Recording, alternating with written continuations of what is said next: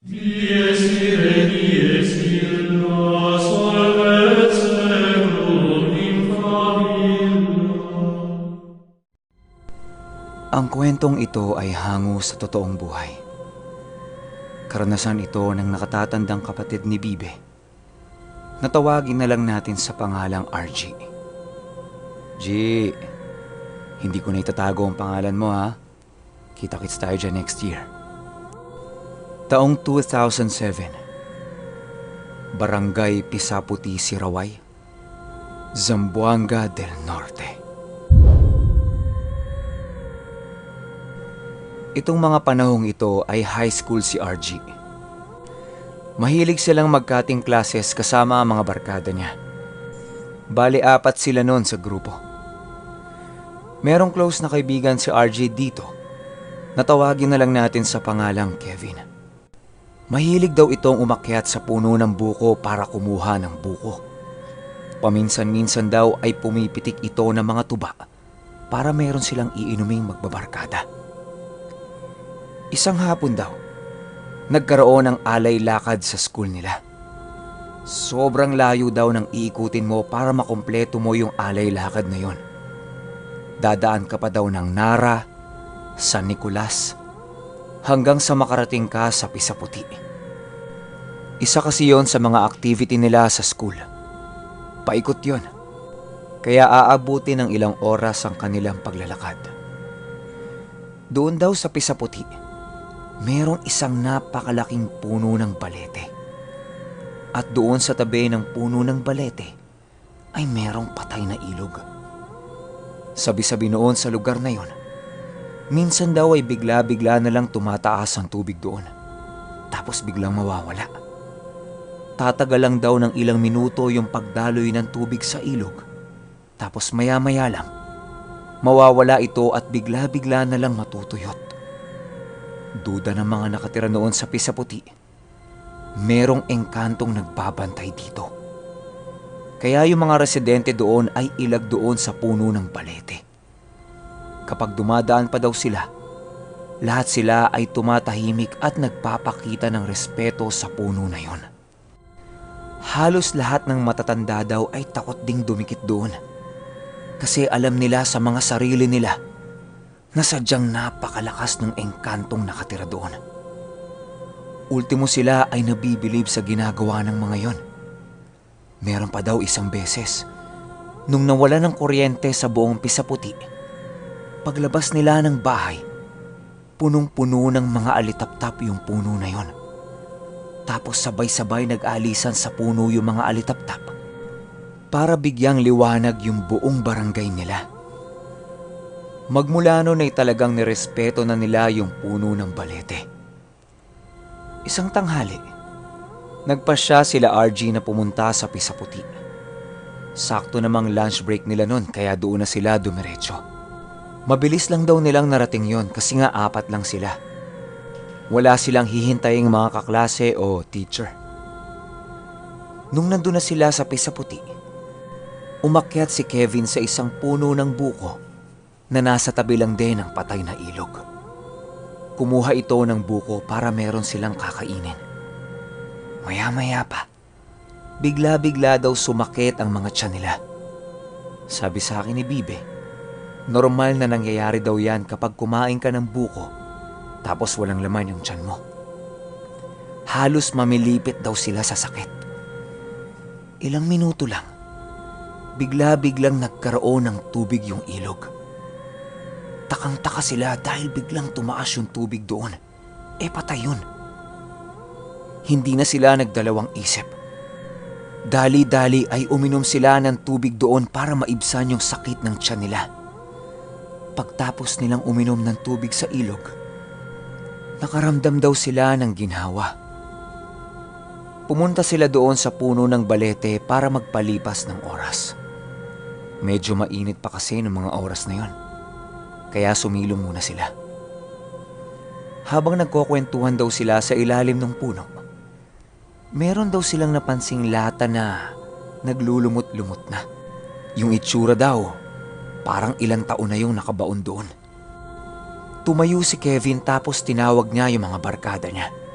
Ang sabi niya ay, "Uy, tingnan niyo, dali!" Tinadyakan ni Kevin yung lata papunta dun sa ilog. Kitang-kita daw nilang lumipad yung lata papunta doon. Pero ang pinaka-pinagtataka nilang lahat, nung babagsak na ito, bigla daw itong nawala. Halos kasing bilis lang daw ng kisap mata yung pagkawala ng lata. Doon na sila nakaramdam ng matinding kilabot sa buong katawan nila. Hindi sila nagdalawang isip na magtakbuhan. Ramdam na ramdam daw nila yung takot at kilabot na binibigay ng puno ng balete. Pakiramdam daw nila, meron silang nagambalang kung ano doon sa puno. Nung nakalayo-layo na sila doon sa puno, nagtatawanan pa sila dahil sa naging karanasan nila. Nung nakauwi na sila sa kanya-kanya nilang bahay, bigla-bigla daw nagkaroon ng sakit sa tiyan si RG. Tapos nagkatrangkaso. Halos mamilipit daw siya sa sobrang sakit. Pakiramdam niya, parang ginigiling daw yung bituka niya. Yun pala yung pakiramdam na kapag kumain ka ng buko na walang laman ang tiyan mo. Ang tawag nila nito sa Bisaya, pasma. Nung nalaman ito ni Nanay Gaga, ang ginawang proseso niya para mapagaling si RG ay pinalina. Hindi ko alam kung ganyan yung tamang pronunciation. Pero yan yung proseso na pauusukan ka ng kamanyang tapos iba't ibang dahon. Habang nagpapausok daw si Nanay Gaga sa kanya, tinanong ni Nanay Gaga si RG kung bakit yung suot niyang puting damit naging dirty white na. Saan daw ito galing? Doon na sinabi ni RG na galing silang magkakaibigan sa Pisaputi. Galit na galit daw si Nanay Gaga dito. Kasi yung Pisaputi pala ay ruta din ng mga rebelde noon sa Sirawai. Tapos kilalang kilala yung puno ng balete doon na nagmimilagro. Sabayan pa ng patay na ilog na bigla-biglang nagkakaroon ng tubig. Maya-maya pa, mas lalong tumindi yung trangkaso ni RG. Ang hindi niya alam, kasabay pala niyang nilalagnat si Kevin. Naalarma si Nanay Gaga sa sitwasyon ni RG. Kaya ang ginawa nito, habang pinapausukan niya si RG, kumuha ito ng tutong sa sinaing niya. Nilaga niya ito, tapos pinakain niya yon kay RG. Maya-maya pa, bigla daw sumuka ng tumpok ng damo si RG. Meron pa raw kasamang lumot yun. Pagkatapos niyang sumuka, nawala na ang lahat ng sakit na nararamdaman niya sa tiyan niya. Maging ang lagnat nito ay dahan-dahang ding humupa. Saktong-sakto namang nakita ni RG yung nanay ni Kevin na naghihikaw sa tarantang-tarantang tumatakbo papunta ng center. Yung bahay kasi nila RG, isang bakuran lang ang pagitan doon sa court at center. Nung nakita niya yon, sumunod siya. Tapos doon niya nakita si Kevin na nakatirik ang mga mata at bumubula yung bibig. Nagwawala daw ito at kinakalmot ang lahat ng taong nakapaligid sa kanya. Marami kasing taong nakikiososyo sa kanila. Sumunod din daw si Bibi doon para makichismis. At ayon sa kwento niya, narinig daw niya si Kevin na nagsasalita ng, "Iwan niyo na to. Sinira niya ang tahanan ko. Namatay ang isa sa mga anak ko. Nananahimik lang kami doon tapos gagambalain kami. Buhay niya ang kapalit. Umalis kayo ritong lahat." Lumalabas-labas pa daw yung dila nitong napakahaba. Yung mga empleyado raw sa center ay tarantang-taranta. Ultimo yung doktor. Kung ano-ano na daw ang ini-inject nila kay Kevin, pero wala pa rin daw talab. First time daw makakita ni Bibi ng ganon. Kaya sobrang takot at kilabot ang naramdaman niya. No choice na yung nanay ni Kevin. Kaya ang ginawa nito ay inuwi niya si Kevin at dinala sa isang sikat na albularyo noon sa Sirawai. Nung tinawas ng albularyo si Kevin, doon nila nalamang lahat na nakasira ito ng isang buong bahay ng elemento. Malamang Yun yung sinipa niyang lata na malapit sa balete. At gustong gusto na ding kunin si Kevin ng isang uri ng engkanto na kung tawagin ay pingas na engkantong itim. Para sa mga hindi nakakaalam, yung pingas sa Bisaya ay bingot sa Tagalog. Ito yung may hiwa sa itaas ng labi pero patagilid. Yung bang parang ngongo. Kung pamilyar kayo dyan, alam niyo yan. Nung nalaman niyo ng albularyo, tinanong nito kung sino-sino daw ba ang kasama ni Kevin na pumunta doon sa puno ng balete. Umamin si RJ tsaka yung dalawa pa nilang kasama. Ang utos sa kanila ng albularyo, bumalik sila doon ng alas 12 ng madaling araw at magdala sila ng tig-iisang manok na puti para ialay doon sa pingas na engkantong itim. Huwag daw silang matakot sa makikita nila at iabot daw nila ito ng personal doon. Kung anumang klaseng pananakot ang gawin ng engkanto, huwag na huwag daw silang matatakot. Iabot lang nila yung mga manok at umalis na sila.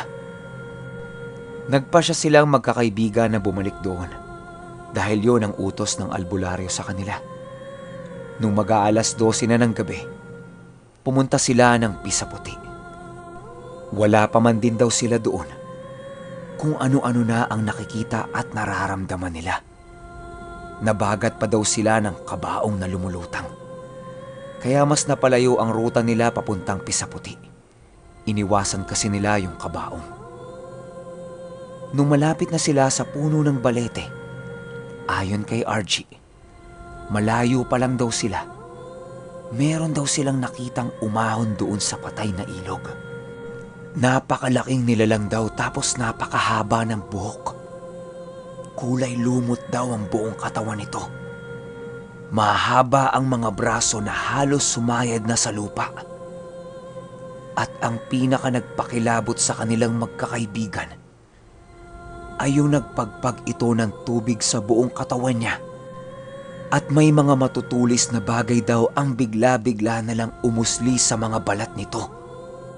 At yung mukha daw nung nilalang, maihahalin tulad sa isang ahas. Sa sobrang takot nilang magkakaibigan, naihagis nila yung 3 manok na dala-dala nila at nagsisisigaw sila para humingi ng tulong. Parang nagkagulatan pa daw sila tsaka yung nilalang. Nung narinig silang sumigaw, bigla-bigla daw ay bumalik ito doon sa patay na ilog. Tapos silang 3, nagtatatakbo ng napakabilis. Kinaumagahan matapos ang insidenteng yon, bumalik silang 3 sa albularyo. At nalaman ng albularyo na hindi nila naiabot yung 3 manok sa engkanto. Dismayadong dismayado yung albularyo dahil wala na siyang ibang magagawa pa sa sitwasyon ni Kevin. Ilang araw pa ang lumipas, tuluyan ang namatay si Kevin at kinuha siya nung pingas na engkantong itim. Kayo, kung kayo yung nasa sitwasyon ni RG, may aabot nyo ba yung manok? Ako? Maski ako sa sarili ko, siguro kahit mahal na mahal ko yung kaibigan ko, pangungunahan talaga ako ng takot eh. Kasi hindi mo naman alam yung pwedeng gawin sa'yo nun, di ba? Tsaka, yun yung palagi kong ina-advise sa mga taong gustong makita yung gabay nila. Out of this world ang itsura ng mga nilalang na nasa kabilang dimensyon. Kaya kapag nakita mo sila, malaki ang tsansa na mabaliw ka dahil sa sobrang takot.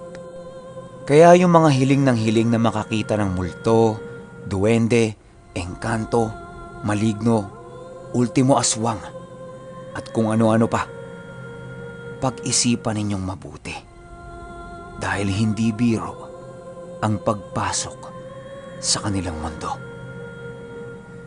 Meron na naman tayong namatay na karakter sa kwentong ito. Muli-muli, wala ulit tawa ang kwentong ito para pagpapakita ng respeto sa namatay. Pero ang susunod nating kwento ay patungkol ulit sa Shokon. Pagdasal natin ang kaluluwa ni Kevin. Yun lang. Hanggang sa susunod na kwento. Salamat.